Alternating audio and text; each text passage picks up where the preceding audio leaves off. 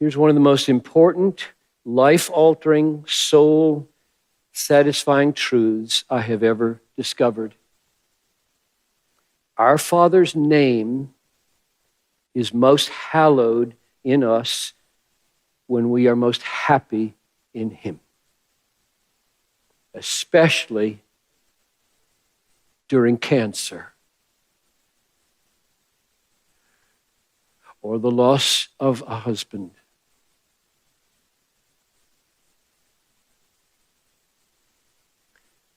or the flooding of our house. Our Father is most glorified in us when we are most satisfied in Him. When God adopts us into His family, and He makes the ultimate goal that He would be made much of forever, that His greatness, His beauty, His worth would be treasured above all things, when He does that, He's not a deranged egomaniac. He's a loving Father. Because He is setting at the center of the family the one reality with a capital R. He's setting at the center of the family the one reality in all the universe that would satisfy our souls forever. Himself. And He is summoning us not just to regard Him as supremely valuable, but to enjoy Him as supremely valuable forever.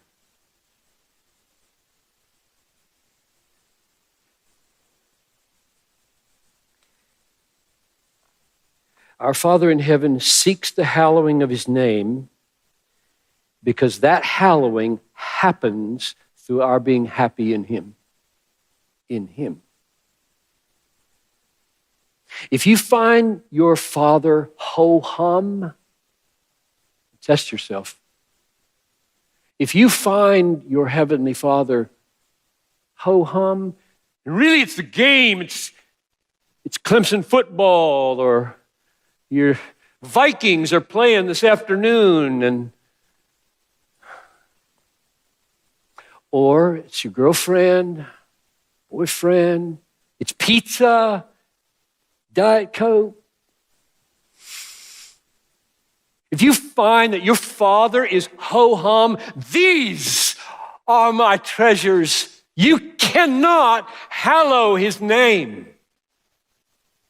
You can say things, you can go to worship services, you can do this, but you cannot hallow His name because your heart is in another place. Where your treasure is, there will your heart be. Our Father seeks our praise because the essence of praising is prizing. Or our Father seeks our praise because the very heart of praise is finding pleasure in His supreme value. And if that is missing, praise is empty. The ultimate aim of your adoption into God's family through Christ is His glory through your gladness in Him. Say it again, because that's the main point of the message.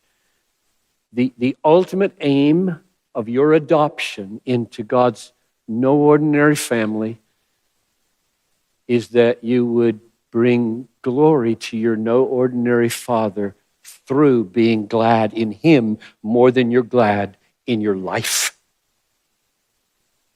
or anything in it.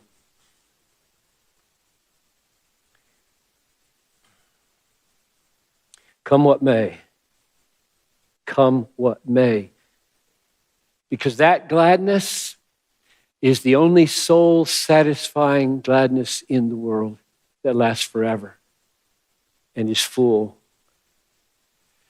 If you lose everything, let goods and kindred go, this mortal life also, the body they may kill, God's truth, God's value, God's beauty, God's worth, abideth still. His kingdom is forever.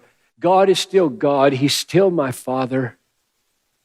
Not one bird falls to the ground apart from your Father's will. The hairs of your head are all numbered.